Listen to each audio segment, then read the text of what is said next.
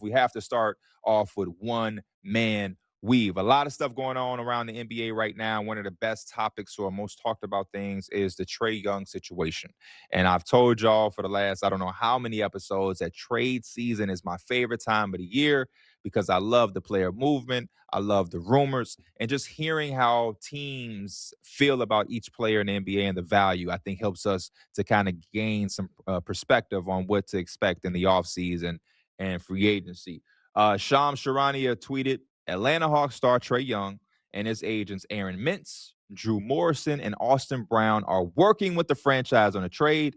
Young's reps and the Hawks have started collaborative talks over the last week on finding a resolution. Shortly after this, Mark Stein and a few others started to let out reports that the team that is being linked to Trae Young right now, and it looks like the favorite to land him if a trade is going to transpire, is the Washington Wizards. And boy, is this like, I don't even know where to start. I wasn't expecting the Wizards. It makes a lot of sense. But when we were thinking about Trae Young potentially being on the move, I don't even think how I got far into my thinking of him being in another team. It's been a guy that's on, the one team for, all of his career thus far. And I don't know. I think maybe I thought Sacramento. I thought maybe there was a world where we saw Trae Young go to a team that is, kind of desperate, like the Milwaukee Bucks.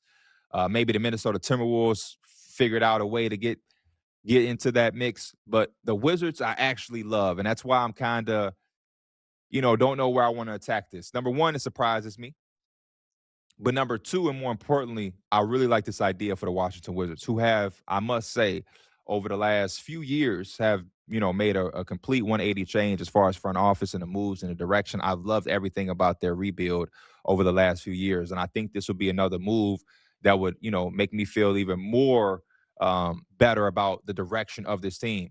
A lot of people have their reservations because Trae Young is not a perfect player, as we all know, and the situation with Atlanta and how it's coming to an end hasn't been the prettiest. And for that reason, I feel for Trae Young a bit. Again, he has some deficiencies and some things that he brings to the table that he has to work on, and hopefully, he can buy into whatever is going to go on in Washington to overcome some of those things. But bottom line, Trae Young has been a really good pro, right?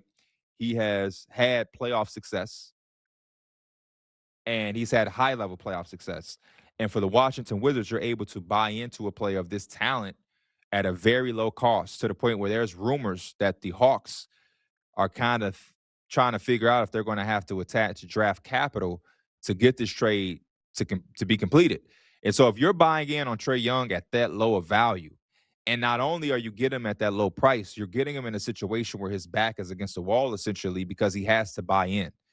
The number one thing I think that threatens players and that gets them to buy in or to conform or work on certain deficiencies that have held them back to the point where they're on the move or they don't have that much of a market, the threaten of their bag, right? Trae Young is at the end of his contract. I believe he has a player option that we have to accept. And then after that, you have to think about where that next bag is going to come from, because your team that drafted you and you had all of the success with, they're trading you. And since they've kind of been working on trades or trying to find a home for you, there hasn't been much of a market. And you're not the only point guard that hasn't had that big of a market. The point guard position in today's game is just filled with a bunch of talent that a lot of teams have their point guard that they want to work with for the foreseeable future, or they're in winning situations.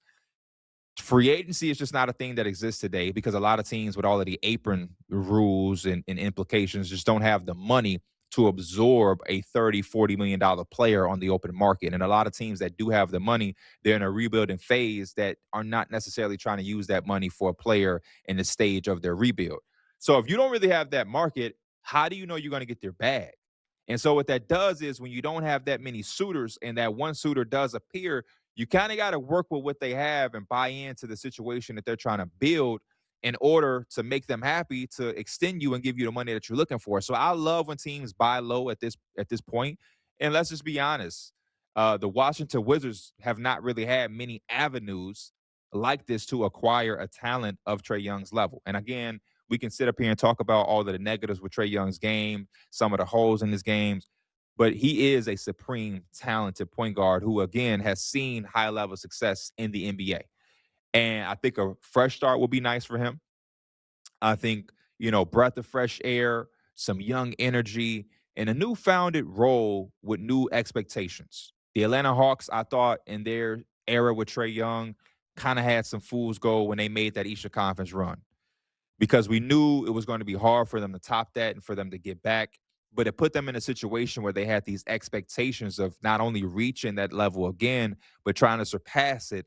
And they just never had the tools and the team to make it that far. And like I've been saying on a lot of other platforms, the Numbers on the Board podcast, my YouTube channel, and I might have said it here before as well, the stars usually aligning is a good thing. But I feel like for Trae Young at the end of his era with the Hawks, the stars have aligned negatively, where he dragged his team through the play-in for so many years with limited talent and limited players around him. And then you started to see the emergence of Jalen Johnson, but last year he was hurt for majority of the season where they really could have used him. You then have this offseason where they, make these big roster changes and bring everybody in, and then Trae Young gets hurt early. Kristaps Porzingis has not had the ability to be on the floor at the rate that they would like. Jalen Johnson in that time has emerged as a guy that the Hawks maybe wanted to shift towards and build around, heavily featured. And then when Trae Young finally does return, the team is already headed into that direction, but the optics make it look like it's because Trae Young is returning. And so it just looks bad. The vibes are bad. They couldn't get the extension, and things just lined up wrong for Trae Young. But I'm rooting for Trae Young.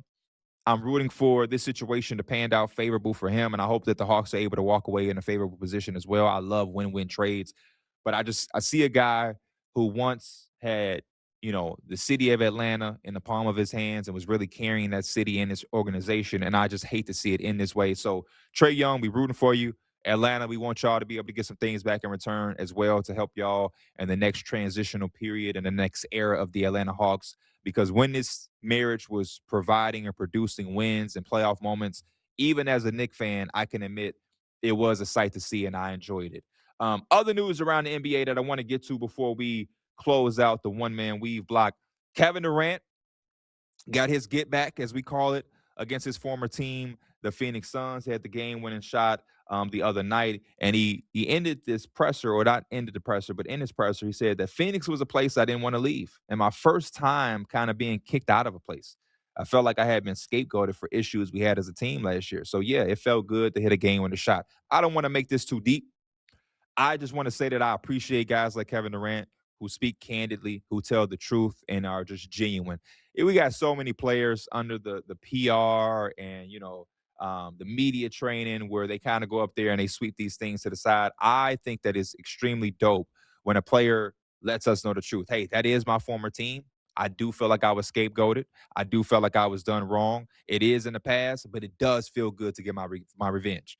I think it's nothing wrong with saying that. It's a competitive sport. All of these guys have a competitive fire that burns inside of them that allows them to be the professionals that they are. And in Kevin Durant's case, an all-time great. It felt good and refreshing to hear that. And same thing happened with MPJ. MPJ got his revenge against his old team, the Denver Nuggets, where he was able to put up 27, 11, and 5. And he, like I said earlier, he's been having a hell of a year, shooting 26 points. 26 points per game, 7 rebounds, and 3 assists, 49% from the field, 40% from three, 82% from the charity strike. It feels like revenge week. That was a game that I enjoy watching a lot. And then to round out the one-man week, we have the Thunder losing back-to-back games for the first time all season long. They're 6-6 in their last 12. They're still a really good team, but I'm wondering if they're facing some burnout.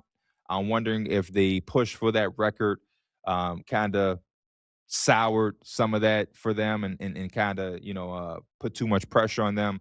They're still the best team, still a favorite to come out of the West and potentially go back to back. But we had to mention the struggles for the Thunder.